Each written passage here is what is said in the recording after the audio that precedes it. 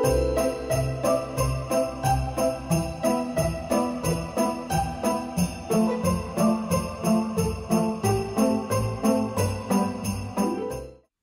Pedi Pal friends! Today I'll be reading one of my holiday favorites, How the Grinch Stole Christmas by Dr. Seuss.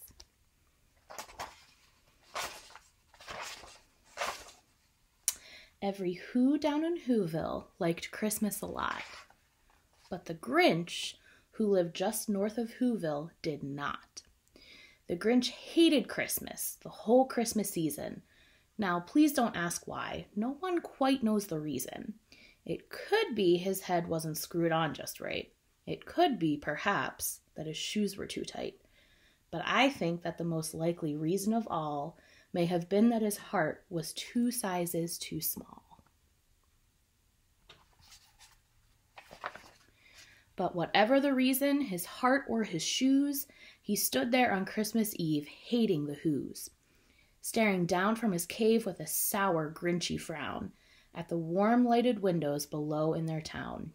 For he knew every Who down in Whoville beneath was busy now hanging a mistletoe wreath. And they're hanging their stockings, he snarled with a sneer. Tomorrow is Christmas, it's practically here. Then he growled with his Grinch fingers nervously drumming, I must find some way to stop Christmas from coming. For tomorrow, he knew, all the Who girls and boys would wake bright and early. They'd rush for their toys, and then, oh, the noise. Oh, the noise, noise, noise, noise. That's one thing he hated. The noise, noise, noise, noise. Then the Whos, young and old, would sit down to a feast. And they'd feast, and they'd feast, and they'd feast, feast, feast, feast.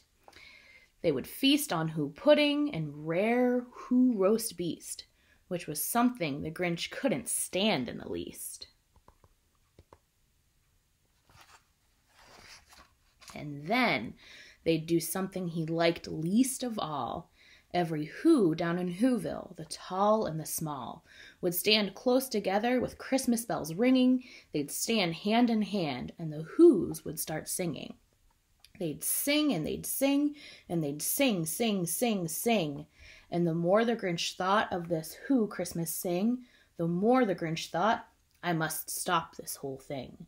Why, for 53 years I've put up with it now. I must stop this Christmas from coming. But how?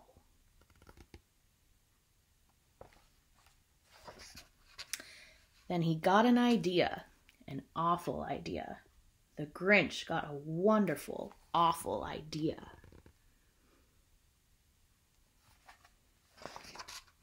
I know just what to do, the Grinch laughed in his throat, and he made a quick Santa Claus hat and a coat. And he chuckled and clucked, what a great Grinchy trick. With this coat and this hat, I look just like Saint Nick. All I need is a reindeer, the Grinch looked around. But since reindeer are scarce, there was none to be found. Did that stop the old Grinch? No, the Grinch simply said, if I can't find a reindeer, I'll make one instead. So he called his dog Max, then he took some red thread, and he tied a big horn on the top of his head.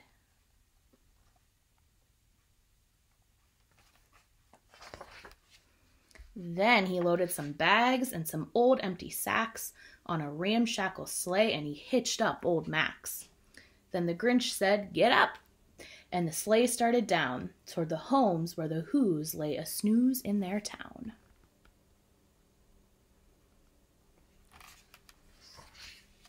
All their windows were dark. Quiet snow filled the air.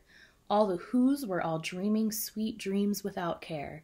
When he came to the first little house on the square.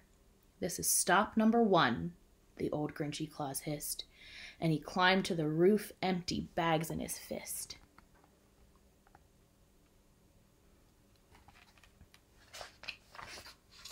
Then he slid down the chimney, a rather tight pinch. But if Santa could do it, then so could the Grinch. He got stuck only once for a moment or two. Then he stuck his head out of the fireplace flue, where the little Who stockings all hung in a row, These stockings, he grinned, are the first things to go.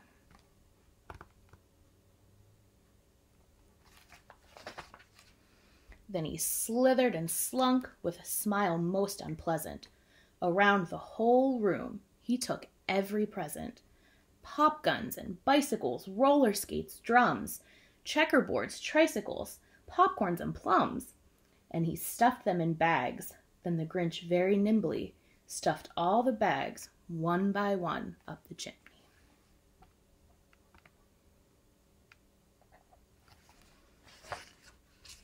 Then he slunk to the icebox. He took the Who's feast.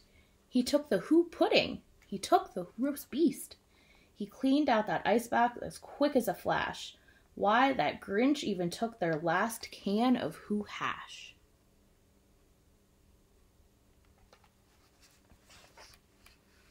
Then he stuffed all the food up the chimney with glee. And now, grinned the Grinch, I will stuff up the tree.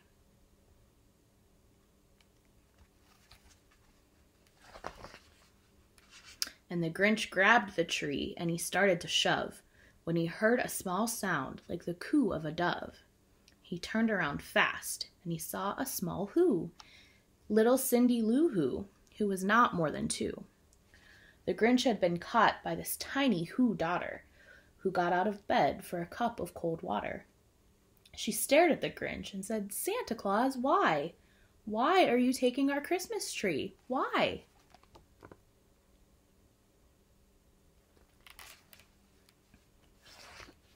But you know, that old Grinch was so smart and so slick, he thought up a lie, and he thought it up quick. "Why, my sweet little tot," the fake Santa Claus lied, "there's a light on this tree that won't light on one side. So I'm taking it home to my workshop, my dear. I'll fix it up there, then I'll bring it back here." And his fib fooled the child. Then he patted her head, and he got her a drink and sent her to bed. And when Cindy Lou Who went to bed with her cup, he went to the chimney and stuffed the tree up.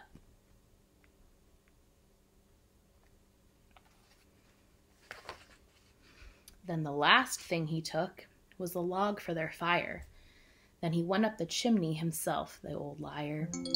On their walls he left nothing but hooks and some wire. And then one speck of food that he left in the house was a crumb that was even too small for a mouse.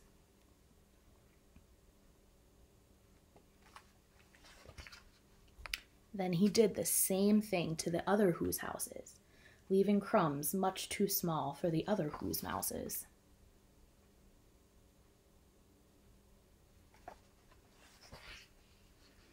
It was 1/4 dawn, all the Who's still abed, all the Who's still a snooze, when he packed up his sled.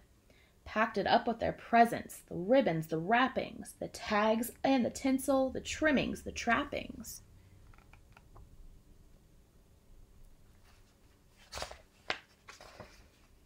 "3,000 feet up the side of Mount Crumpet, he rode with his load to the tip-top to dump it. Pooh, pooh to the Who's, he was Grinchishly humming.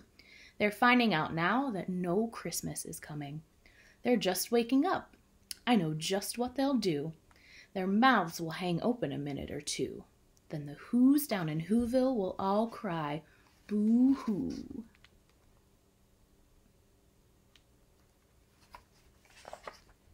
"That's a noise," grinned the Grinch, "that I simply must hear."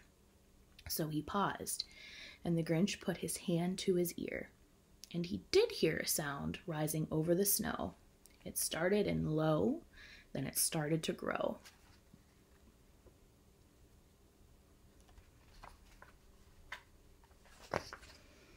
But the sound wasn't sad. Why, this sound sounded merry. It couldn't be so, but it was merry, very.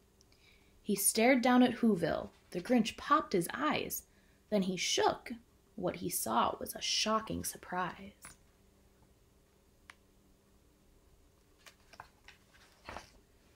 Every Who down in Whoville, the tall and the small, was singing without any presents at all. He hadn't stopped Christmas from coming. It came.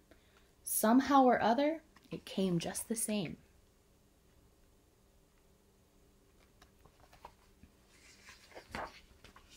And the Grinch, with his Grinch feet ice in the snow, stood puzzling and puzzling. How could it be so? It came without ribbons. It came without tags. It came without packages, boxes, or bags. And then he puzzled 3 hours till his puzzler was sore. Then the Grinch thought of something he hadn't before. Maybe Christmas, he thought, doesn't come from a store. Maybe Christmas, perhaps, means a little bit more.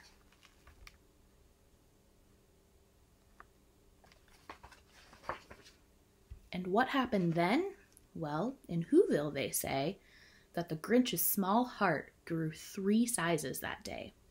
And the minute his heart didn't feel quite so tight, he whizzed with his load through the bright morning light, and he brought back the toys and the food for the feast.